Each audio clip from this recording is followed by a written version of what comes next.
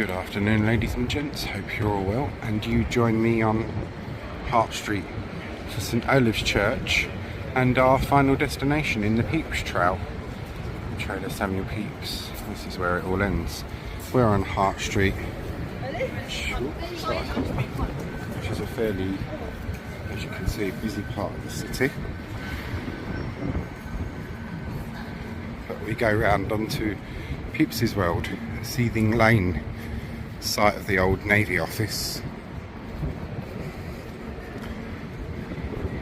You can get in through the church the way I've just shown you there. That's the main entrance really on Hart Street. But where we'll go once we've finished our little Pepys-a-thon is through the Churchyard entrance, which is my favourite entrance, and it's the way that Pepys and Samuel and Elizabeth Pepys would have walked through. Sir William Penn, not the one who founded Pennsylvania, his father, Sir William Penn, which we're going to learn about a little more about in a minute. But we're on Seething Lane, and look what we have up there. Pepys Street.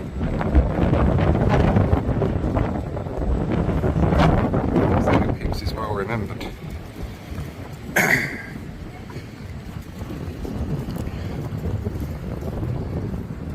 This garden area here is quite nice, and it takes you on the Pepys Trail. We'll go over this way because I want to show you here the site of the Navy office in which Samuel Pepys lived and worked, destroyed by fire in 1673. The Navy office and St Olave's Church there only survived the Great Fire of London of 1666 because the father of Sir William Penn, who founded Pennsylvania, also called Sir William Penn Senior, it was only through his foresight of having barrels of gunpowder brought out from the tower and blowing up buildings nearby that halted the progress of the fire and saved this little area. Sorry about the wind, we are very windy in London today.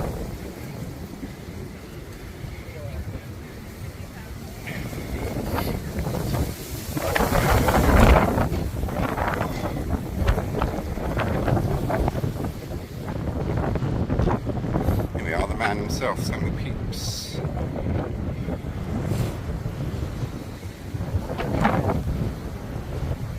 (1633 to 1703). If we remember our very first starting episode, we started off with a blue plaque. Notice they've got the year wrong. They have Samuel Down was born in 1632. He wasn't. He was born in 1633. Died in 1703. Just a little shy of his 70th birthday. I'm leading you here because I'll show you these.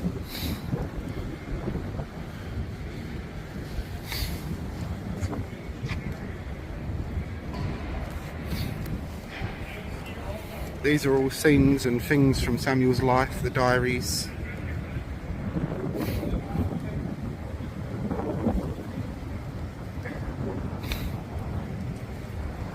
A lute there, look, the Pepeses were musical.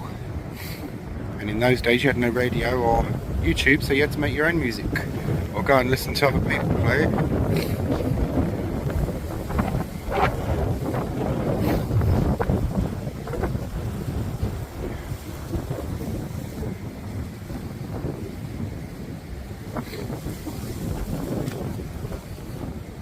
There he is, the man himself, Samuel Pepys.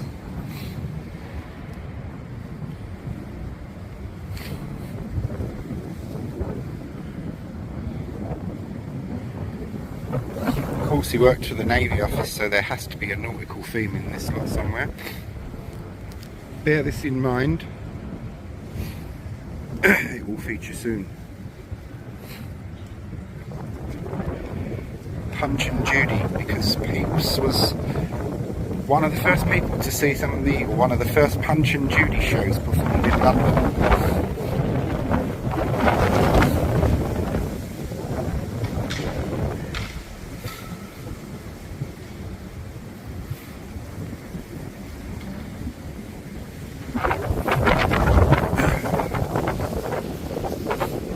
one of the few times I can point you at the floor, hopefully without anyone complaining.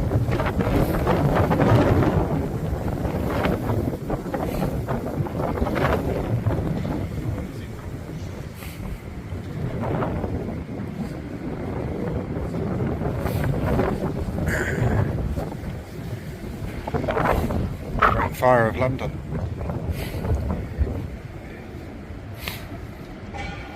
Pepys' wine and his Parmesan cheese, which he buried in his garden, thinking that the whole place was going to be destroyed, and it wasn't. So he had to go back and dig that up. The Great Plague, which preceded the Great Fire of London just 1 year before, 1665. Elizabeth, his wife, went to stay in the countryside with friends, or what was the countryside in those days, Woolwich. Pepys stayed in London throughout it. It features in the diaries.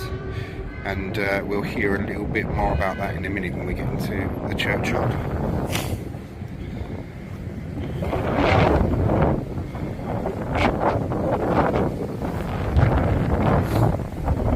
Nice water fountain over there.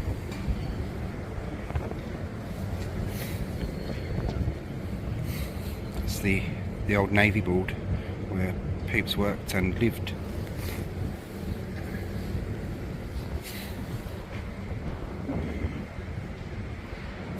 Trinitas.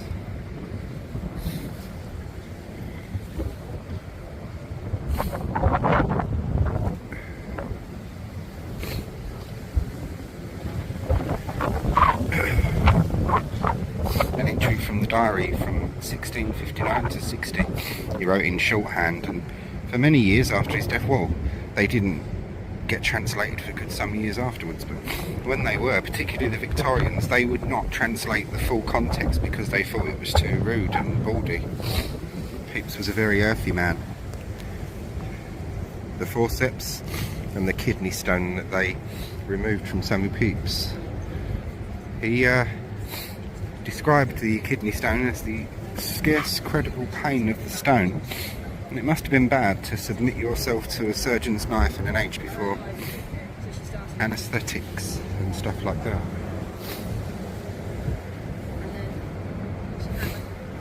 And the stone troubled him all his life. Well, it's what led to his death in the end. Blockages and infections, stuff like that. But yeah, he was lucky because not everyone that had that, it was a big operation in those days, and not everyone that had that operation survived it. As we leave Seething Lane and Pepys Street, which is just there, we're going through the entrance of the church, which Samuel and Elizabeth would have gone through regularly. And remember, I said to bear the skulls in mind, which are just at the top there. This is from 1658, so this is something that Pepys would have seen and walked underneath.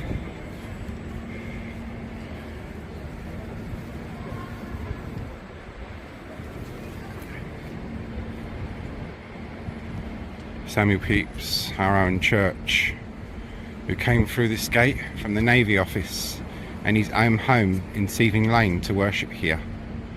My best beloved churchyard, the churchyard of St Ghastly Grim. Charles Dickens, who wrote about this in The Uncommercial Traveller. And from the burial register, 1586, September the 14th, Mother Goose, one of London's interesting, amusing and funny burials.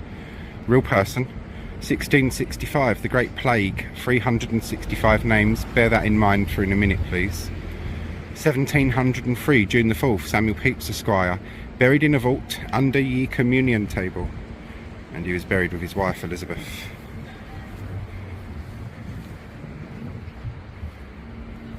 Mrs. Mary Skinner, who later became known and called Mrs. Pepys, she was his girlfriend, as we'd call it nowadays. In those days they would have called her a mistress. They never married, and Pepys decided never to marry again after Elizabeth, so yeah, that was his business. We'll have a little miniature churchyard tour before we go in, because this is a two-parter. You've got the church and you've got the crypt, which will be part 2, and then historical images of Pepys and Pepys' London and things like that. Sacred to the memory of William Bowles, who died 20th of April 1852, aged 64 years, and that's either very well preserved or been replaced. This one here, to the memory of Mary Ann Ballard Lammer of this parish, who died 23rd of November 1861, aged 36 years. This stone is erected in sad and mournful recollection of her memory. That's very worn away, something, by a disconsolate husband with 9 children as left, deploring her loss. 36 years old, 9 children left. She may have died of disease, she may have died of childbirth in those days. While it's empty here, because it isn't always, I'll show you this. This is important in our Pepys Trail. Entrance to the South Gallery and the Navy Office pew, often mentioned in the diary of Samuel Pepys. This tablet was erected in 1891. Come 1891, restorations, changes and all that kind of thing had got rid of the Navy Office Gallery, or their pew. So, and then the Second World War damage, which hit pretty hard. But yeah, this is where our man would have gone in through this gate, along this old path, which was probably different in those days, and up into there. And Pepys, when he wrote in his diary of 1665 of the plague, of how it did fill his heart with fear or dread to see the churchyard piled high with the newly dead. This, before 1665, the Great Plague, this churchyard was level with that door. You now have to go down 1, 2, 3, 4 steps to get into the church, because it was piled so high. And then afterwards, when the burials act come in and stuff, it had to have more earth put on top of it. Yeah, this is what Pepys wrote about, and we can actually see this today. Yeah, the Great Plague, it really it wiped thousands out, didn't it, the Great Plague? Over here you've got, in memory of Elizabeth Auld, ALD. Oh, you can't really make much out of that one, I'm afraid. Very worn away. Up on the wall here, where I was, you have... I'll have to zoom in it because my eyesight's too poor to see it properly.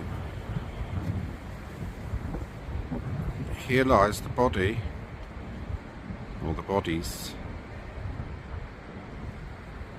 of 2 sons of Robert and Alice Wood of this parish, viz. Thomas Wood, departed this life 21st day of July 1706, aged 1 year and 1 month.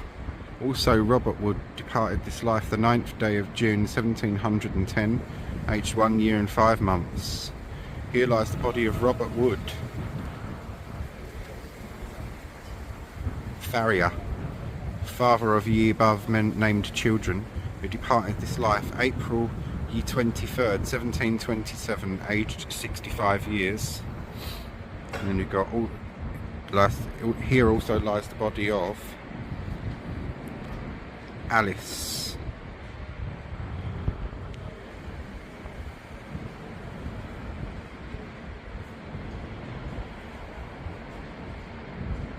So Alice Alpenny, who departed this life October ye something, and I'm not tall enough to see that, so yeah, it shall remain a smidge of a mystery to us. Oh, my eyes are streaming where it's so cold. Oh.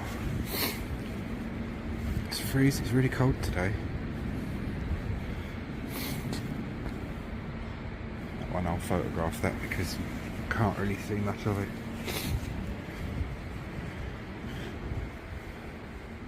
When I look at your heavens, the work of your fingers, the moon and the stars that you have established, what are human beings that you are mindful of them?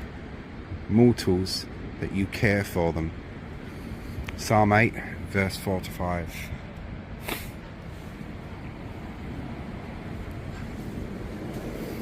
Abide with me as I abide with you, just as the branch cannot bear fruit by itself unless it abides in the vine, neither can you unless you abide in me. I am the vine, and you are the branches. Those who abide in me, and I in them, bear much fruit, because apart from me you can do nothing.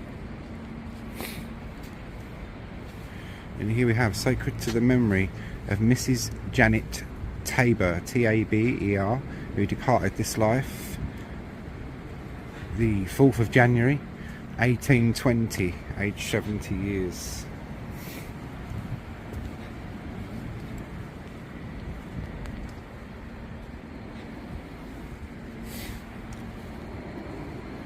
Over here you have, to the memory of Mary Ann, wife of James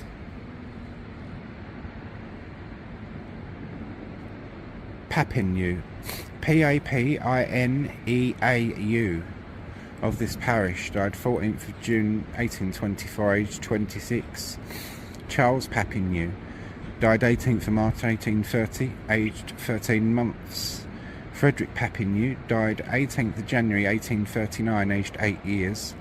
James Papineau, father of the above children, died the 15th of January 1841, aged 51 years. Sarah Papineau, wife of the above named James Papineau, died the 7th of July, 18, it looks like 45, yes, 1845, aged 53 years.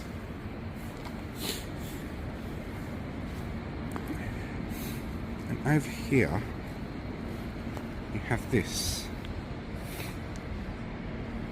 not the rubbish bag, the maze, which I shall show you about here. Labyrinth prayer. Do not worry about anything, but in everything by prayer and supplication with thanksgiving let your requests be made known to God, and the peace of God, which surpasses all understanding, will guard your hearts and your minds in Christ Jesus. Philippians 4:6-7. Suggested steps for the labyrinth walk.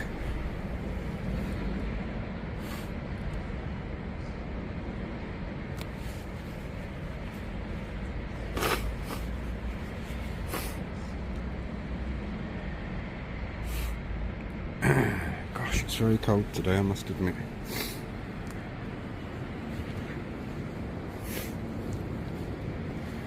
So you'd start yourself off here and go whatever way you want. But we don't mess around with labyrinths, do we? Mary Ann Goodhall died November the 19th, 1838, aged 42 years.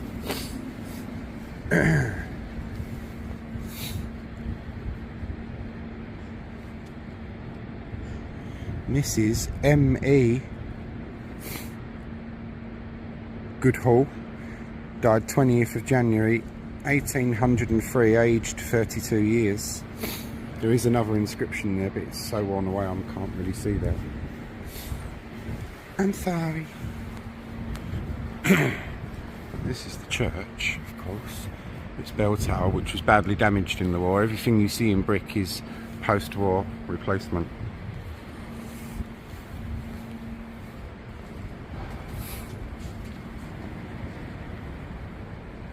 And we shall go in.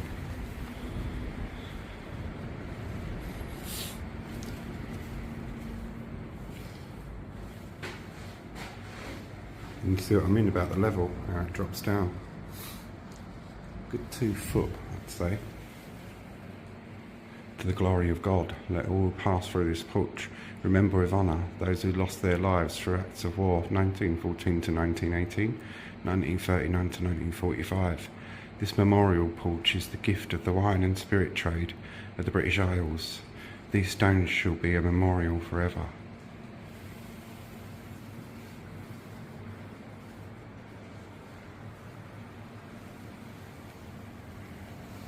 There's a columbarium in there where ashes go.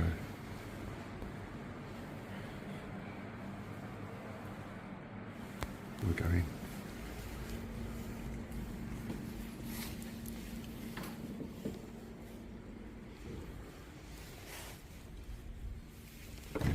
There's been a church on this site since Norman times, since the 1000s, but the first actual recorded record of the church is in the 1100s.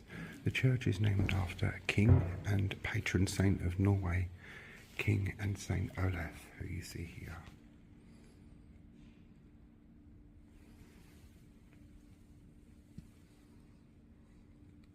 The early Norman church was replaced in medieval times. Then this one that we are currently standing in now dates from 1450. Most of it. It was badly, as I say, outside it escaped the Great Fire, only by the skin of its teeth. It was badly damaged in the Second World War, badly damaged. So, but the reason we are here, before we verge into our part 2,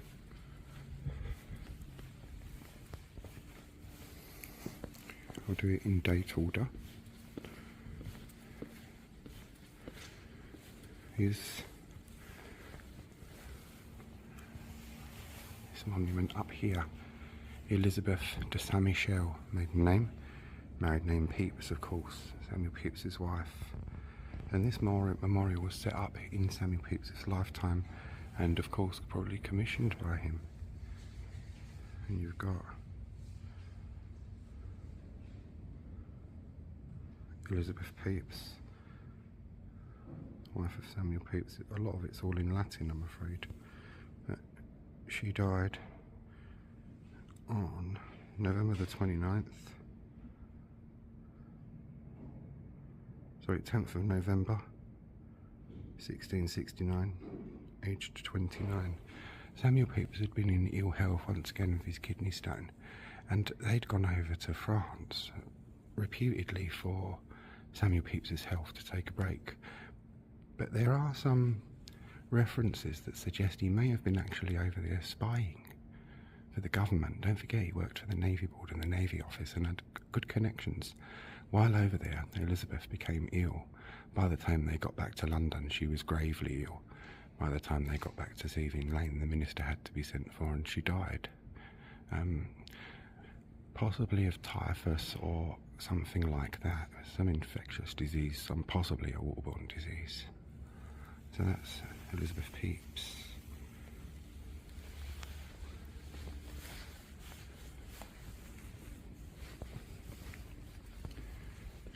And now for our man himself, Samuel Pepys, 1633 to 1703. See, this is what it's got here again, not born February 25th, 1632. But everywhere else says that he's born in 1633, so we'll leave that one open. Died May the 26th, 1703, as I've said, from complications for his kidney stone.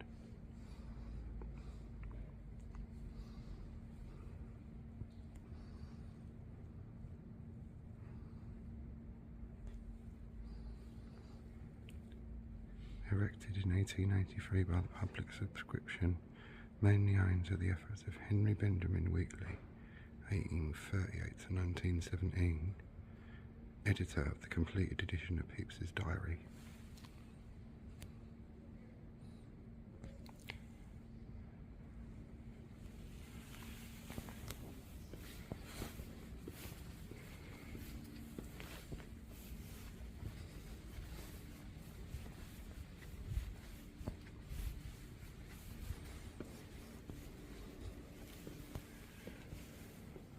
Where we were. The columbarium that we saw in the porch is not in use yet. It will be when this one here it's full up.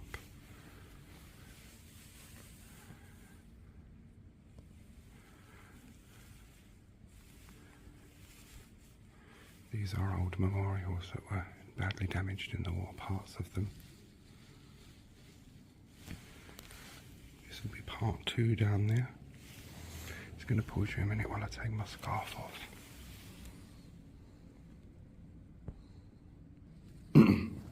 That's better, it's quite warm in here. We're standing in the belfry. Bell tower above us. Among the oldest part and surviving structure of the church we're standing in.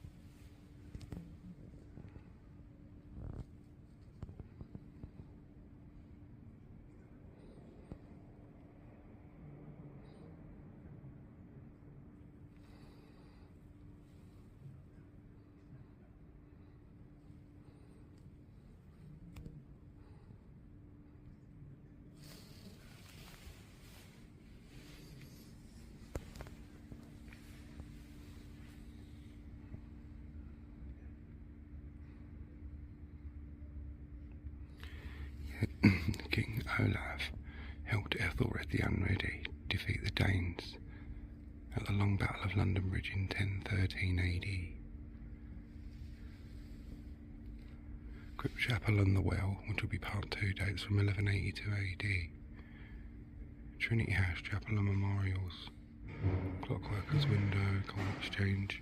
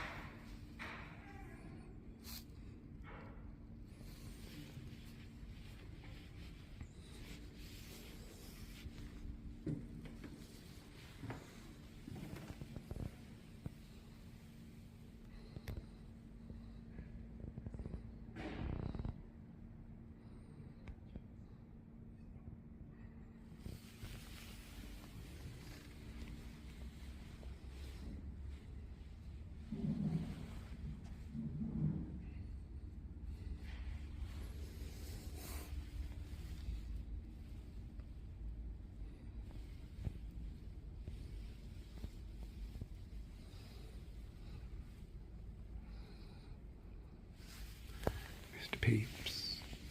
The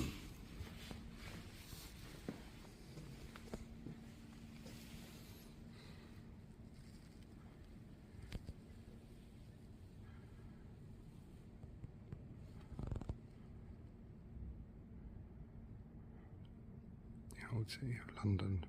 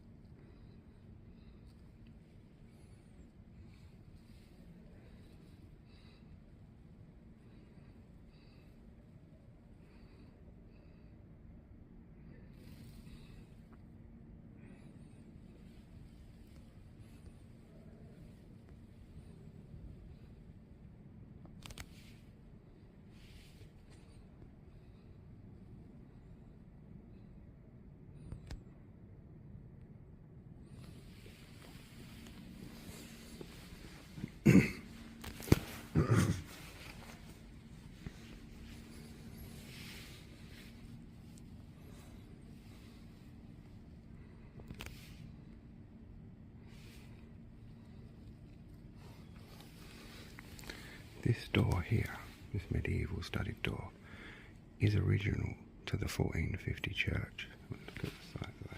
Elizabeth's age, and through that door is the vestry.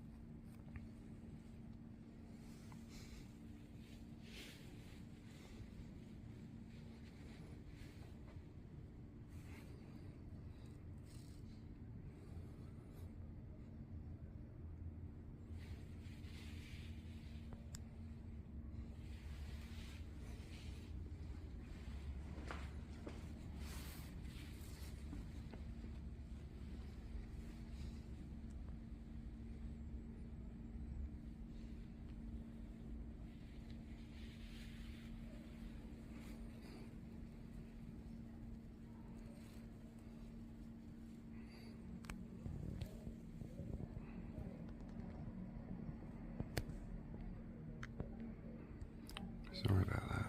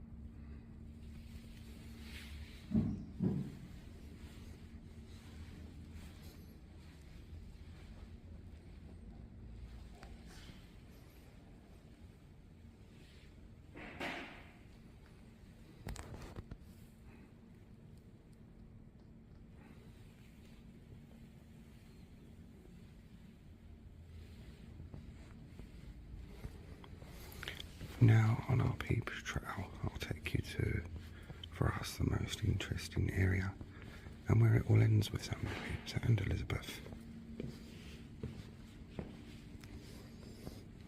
Under the communion table in a vault, under this wooden floor here, which of course is a more recent addition, is where Samuel and Elizabeth are buried, in that vault. They had a bit of a frictious relationship, shall we say, at times, particularly in the early days of their marriage, when she left him and went back to her parents. I shouldn't really say it because he's known for hating any mention of it, so I put an apology to Mr. Pepys, and no disrespect, but it's history, isn't it?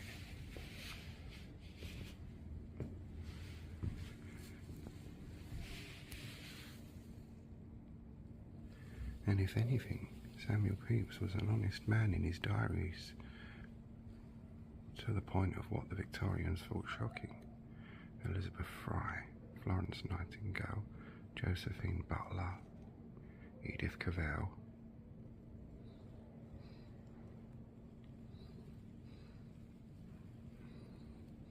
Queen Elizabeth I, and Saint Mary.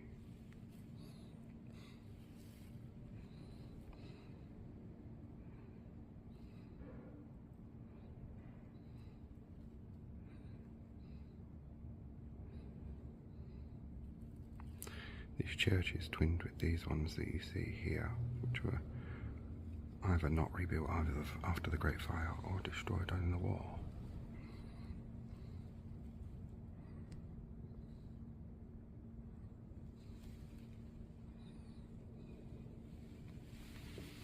Here is the oldest memorial in the church, from 1566.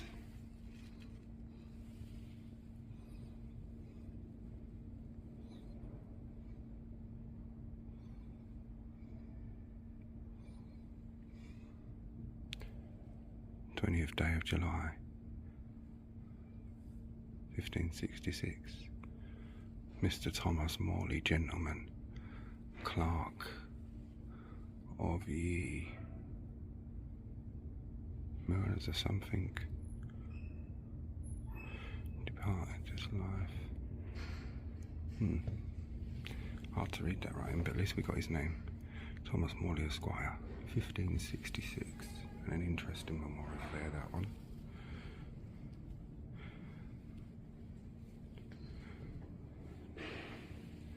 Now, ladies and gents, you'll join me for part 2. Welcome back to part 2.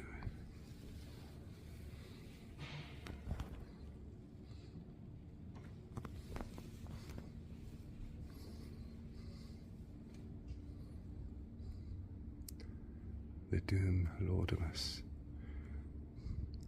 For these our brothers, loyal, brave and true, who obedient to thy call, fought for the right unto death. Obeying, they gave, giving, they receive. 1939 to 1945, 1914, 1918, Frank Cowles, Leslie Holmes, Eric C. Matthews, that's the Second World War, gentlemen.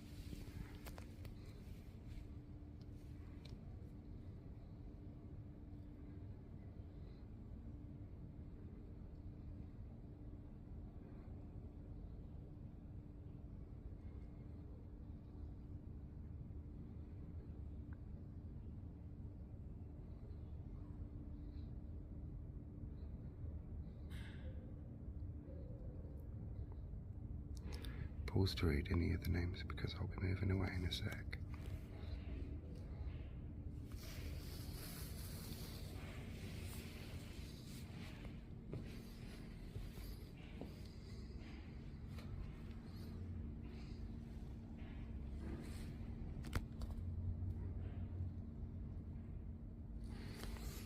Memorials, of course, are mostly covered with separate photos now.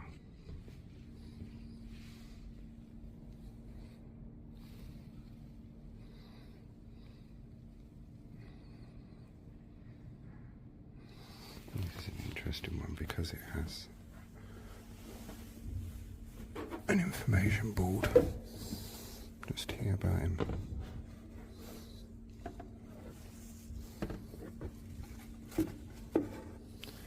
Peter Caponi at St Olave's. The exceptional sculpture Peter Caponi erected in St Olave's Church in 1582 is currently on display in the National Portrait Gallery exhibition Elizabeth I and Elizabeth I and Her People, 10th of October 2013 to the 5th of January 2014. Oh, they must have bought. Oh, that's interesting. They took him away and brought him back. In a challenging exercise, the monument was removed in the summer for extensive conservation by Clivedon Conservation, generously funded by the Henry Moore Foundation and the Portrait Trust. Layers of grime and pollution have been removed from the surface, and open joints and old repairs have been restored using modern methods, retouched to match the alabaster. The eau de cour surround is also to be conserved on the sculpture's return. Research by the National Portrait Gallery reveals that Caponi, a Florentine merchant, probably lived in this parish of St Olave's because it was heavily populated with Italians. But perhaps it was also because the parish of Francis Walsingham, Elizabeth I's spymaster, for whom Caponi is known to have been an informer. St Olave's is delighted to have been able to work with the National Portrait Gallery on this exciting project and looks forward to welcoming the sculpture back in 2014.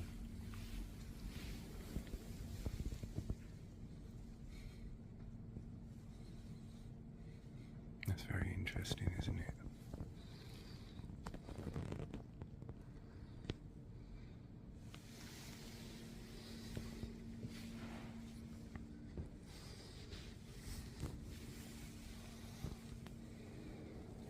You can see all the post-war restoration, and they've done an amazing job with these ceilings.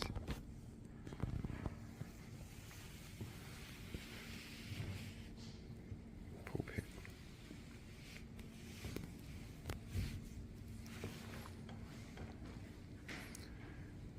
Sacred be the statue here raised by gratitude and respect to eternise the memory of Sir Andrew Pickard Knight. He died at the 6th of September in the year of our Lord 1672 in his age 68 years.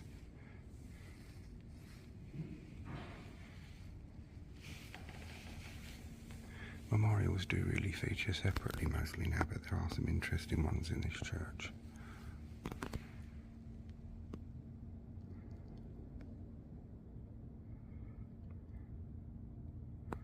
As well as some lovely stained glass. This is the original stone floor surface under these wooden boards. Just over there is where Samuel Pepys is buried, and Elizabeth. Here is his font, a very modern post-war.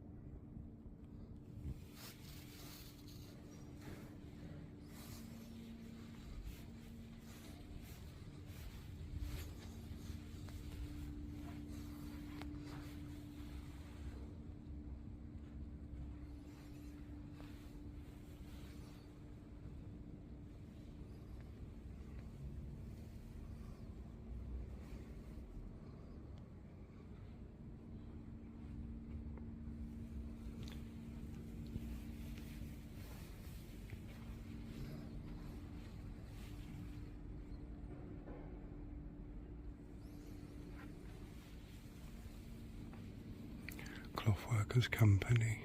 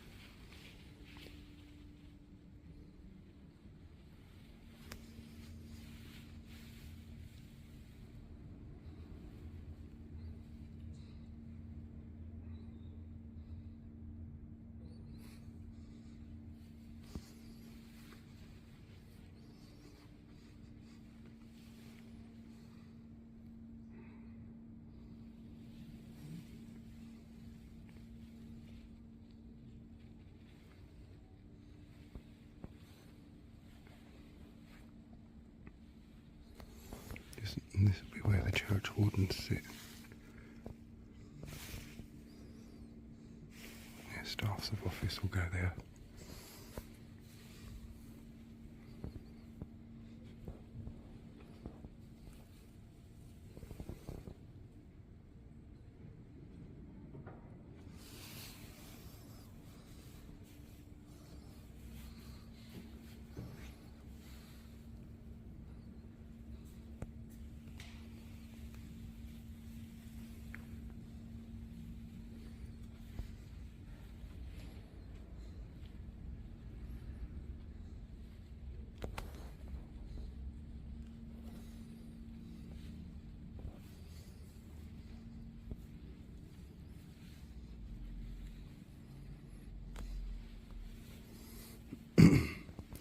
From St Paul's Cathedral, 1954. These are the old worthy's swords rests.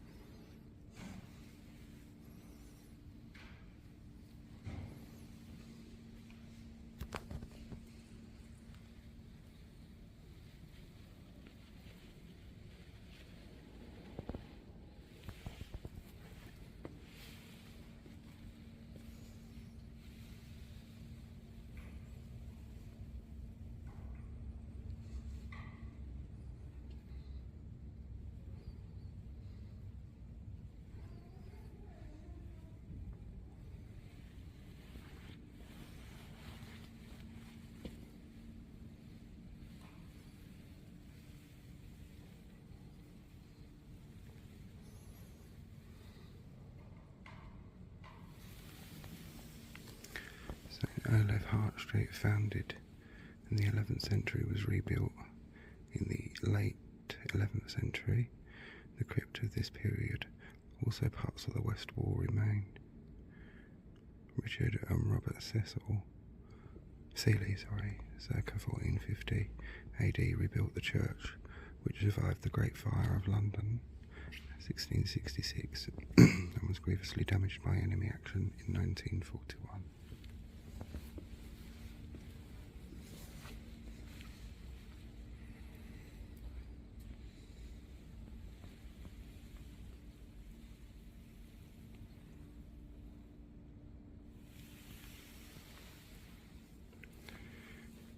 Commemorating 9 centuries of Christian worship on this site, this stone was laid by His Majesty King Haakon VII of Norway at the commencement of the restoration of this ancient parish church, June the 15th, 1951.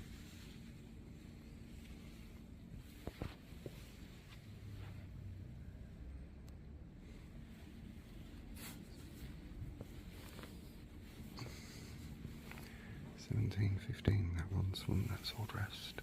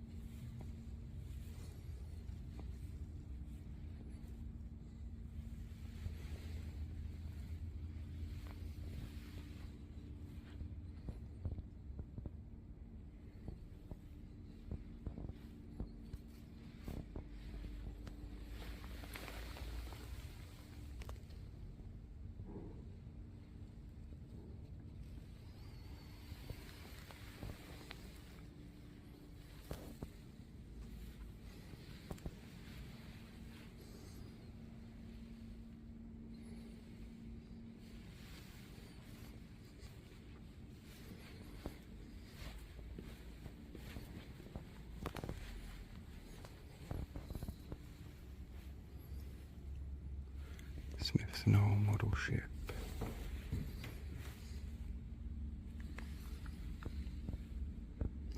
Model makers Mackenzie and Company, Glasgow.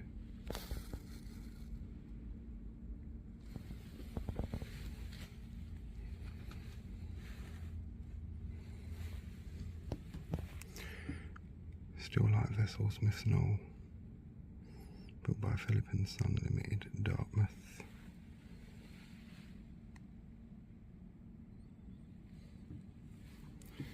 One of the Trinity Lighthouse Boats by the looks of it. We've got one of those over at the docks, at the Royal Victoria Docks, if it's still there.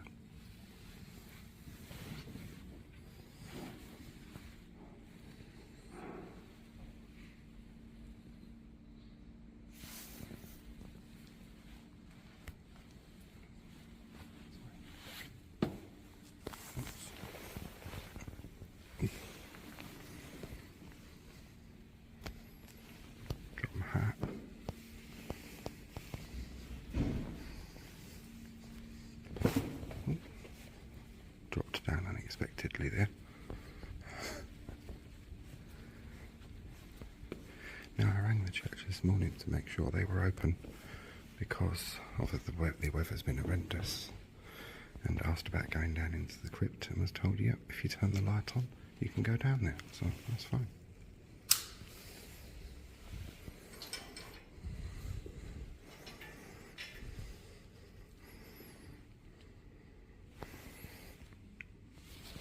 Now we descend into the oldest part.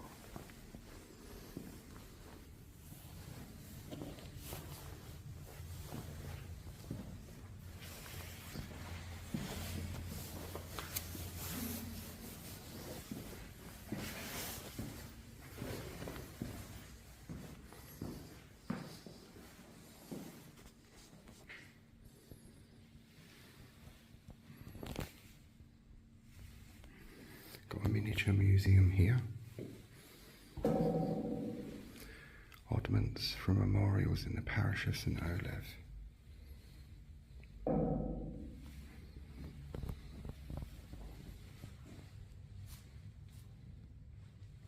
See, that's very similar to what's above the gate into the churchyard, isn't it? Finds from the late 15th century to early 16th century well.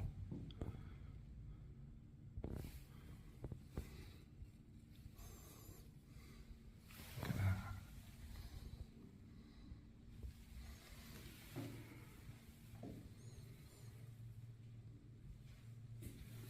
Finds from 16th century cesspit. Left to right, candlestick, teak, clay pipe, early 17th century cup.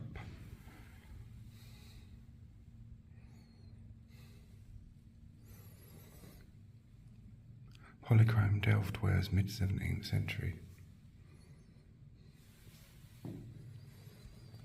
Roman shards, 90 to 120 AD. Cast of a gold guinea, 1720. Wine bottles, early 18th century. Finds from 18th century cesspit. Oh yeah, it's full of piss pots.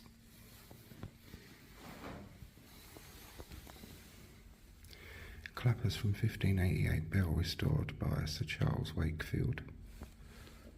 Delft tiles found under brick floor of rectory.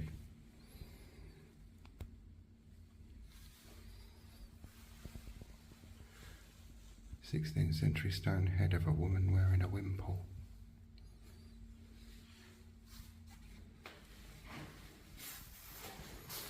And through this wall, bricked up of course, is where a lot of the people buried inside the church lie buried through there, including Pepys right over that way in the corner, Samuel and Elizabeth.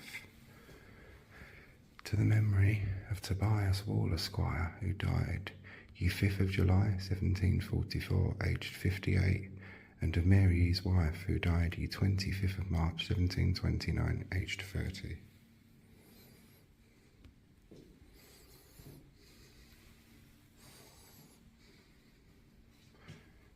Data Commemorima. Christophorus Jacobs.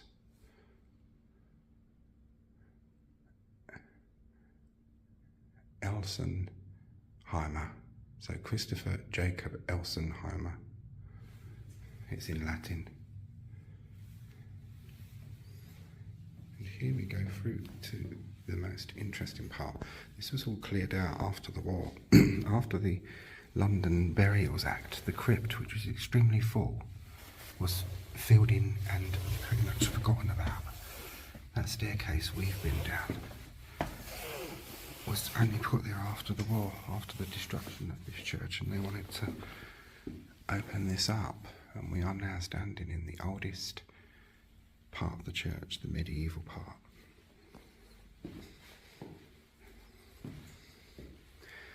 This is said to be haunted as well, this part. There have been heard over the years whispers down here. Nothing nasty, just faint whispers. And here, this will connect with the churchyard, and you can almost see the daylight through it. That's a bone chute, and you can see the chute there. So when charnel time come in the churchyard, when they were full up and they needed room, up would come the old bones. They'd be slid down here, neatly arranged, and as long as those bones were in the site of their, or the bounds of their parish church, no one minded. It was an acceptable thing, and it had to be done because cemeteries, as we know them, did not exist then, and they had to make room. And this is the well.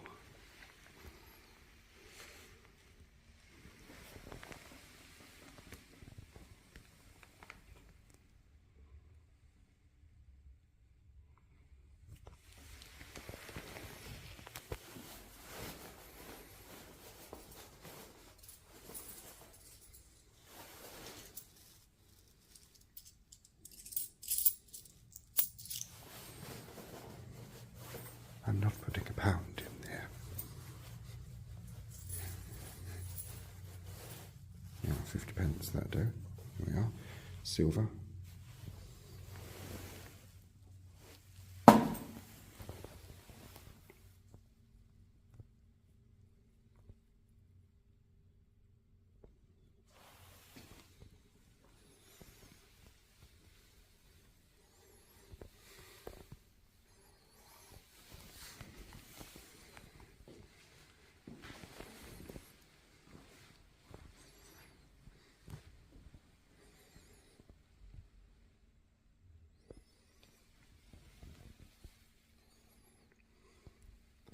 That'll be where the host of the communion is kept in there.